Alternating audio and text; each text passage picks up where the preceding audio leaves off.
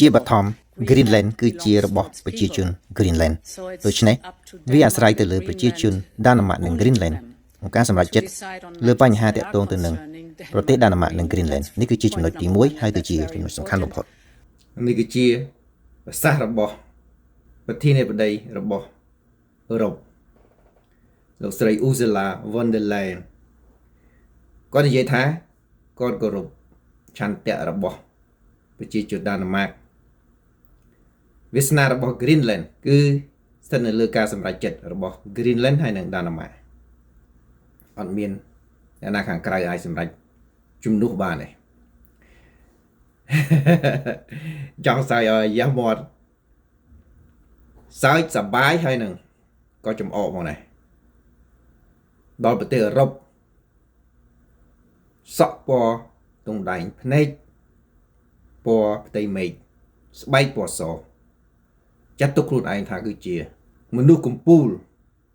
ជាតិសាសន៍ដ៏ឧត្តមរបស់ពិភពលោកជាតិសាសន៍ក្រៅពីនឹងសុទ្ធតែជាតិសាសន៍បន្តបន្ទាប់ក្រោមឋានន្តរស័ក្តិអឺរ៉ុបដែលដាក់អាណានិគមជុំវិញពិភពលោកមិនដែលគិតថាថ្ងៃណាមួយខ្លួននឹងត្រូវប្រទេសផ្សេង bully បែបនេះឥឡូវចង់ធ្វើអាមេរិកនឹងដណ្ដើមយក Greenland ឲ្យទាន់តែបានហើយអឺរ៉ុបមិនអាចទប់ស្កាត់អាមេរិកបានឡើយអឺរ៉ុបមិនអាចការពារ Greenland ទល់នឹងការរឹបអូសពីសហរដ្ឋអាមេរិកបានឡើយហើយឥឡូវនេះ Donald Trump បានខឹងសម្បាញ់យ៉ាងខ្លាំងគាត់បានបង្ហោះនៅលើ True Social របស់គាត់និយាយថាប្រទេសមួយចំនួនរួមមានដាណឺម៉ាក Norway ស៊ុយអែតបារាំងអាល្លឺម៉ង់ចក្រភពអង់គ្លេសហើយនិងហូឡង់បានបញ្ជូនទាហានរបស់ខ្លួនមកធ្វើសមយុទ្ធយោធានៅលើកោះ Greenland ដោយមិនដឹងពីគោលបំណងច្បាស់លាស់របស់ពួកគេទេហើយសកម្មភាពនេះលោក Donald Trump ចាត់ទុកថាគឺជាសកម្មភាពមួយក៏ក្លឿនហាក់ដូចជាចង់បង្ហាញនៅកម្លាំងទល់នឹងអាមេរិកប្រឆាំងទៅនឹងឆន្ទៈអាមេរិកក្នុងការកាត់យក Greenland ពីដាណឺម៉ាកដូច្នេះលោក Donald Trump បានទុកពេលឲ្យសហភាពអឺរ៉ុបចំនួនហើយជាង10ថ្ងៃនិយាយទៅ10ថ្ងៃជាងមិនដល់2អាទិត្យទេព្រោះថ្ងៃនេះថ្ងៃទី19ហើយថ្ងៃទី1ខែកុម្ភៈឆ្នាំ2026 11ថ្ងៃខាងមុខហ្នឹងអាមេរិកនឹងដាក់ពន្ធនៅលើការនាំចូលចំនួន 10% ទៅលើប្រទេសទាំងឡាយណាដែលបានទៅធ្វើសមយុទ្ធយោធានៅ Greenland រួមមានដូចខ្ញុំនិយាយខាងលើចឹងមានដាណឺម៉ាកខ្លួនឯងមាន Norway មានស៊ុយអែតបារាំងអាល្លឺម៉ង់ចក្រភពអង់គ្លេសហើយនិងហូឡង់ហើយបាទខ្ញុំសើចពីព្រោះប្រទេសទាំងអស់នេះដូចខ្ញុំនិយាយខាងលើចឹងវាអាចដែរគិតថានឹងមានប្រទេសណា bully វាទេវាគឺជាប្រទេសដែលដាក់អាណានិគមលើគេបារាំងនេះមួយអង់គ្លេសនេះមួយកម្ពុជាយើងខ្លួនឯងហ្នឹងធ្លាក់ជាអាណានិគមរបស់បារាំងរយៈពេល90ឆ្នាំតាំងពីឆ្នាំ1863ដល់ឆ្នាំ1963បារាំងមិនមែនដាក់អាណានិគមតែលើកម្ពុជាទេលើប្រទេសមួយចំនួនទៀតនៅអាហ្វ្រិកនៅអីណានោះអង់គ្លេសក៏ដូចគ្នាដែរអាមេរិករាល់ថ្ងៃនេះក៏ធ្លាប់ជាអាណានិគមរបស់អង់គ្លេសដែរនេះគឺជាមូលហេតុដែលអាមេរិកនិយាយភាសាអង់គ្លេសអូស្ត្រាលីក៏ជាអាណានិគមរបស់អង់គ្លេសដែរញូហ្សេឡង់ក៏ជាអាណានិគមរបស់អង់គ្លេសដែរកាណាដាក៏ដោយគឺចឹងពូនេះអត់ដែរគិតថាថ្ងៃណាមួយរឿងនឹងវាកើតឡើងចំពោះពួកវាទេប៉ុន្តែហ្នឹងគឺជារឿងអតីតកាលមូលហេតុដែលខ្ញុំសើចចំអកឲ្យពួកអឺរ៉ុបទាំងអស់នេះដោយសារតែពួកនេះវាឈោមើលខ្ញុំចង់ភ្ជាប់វានឹងទៅនឹងសម្ដីផុស Ursula von der Leyen គាត់និយាយថា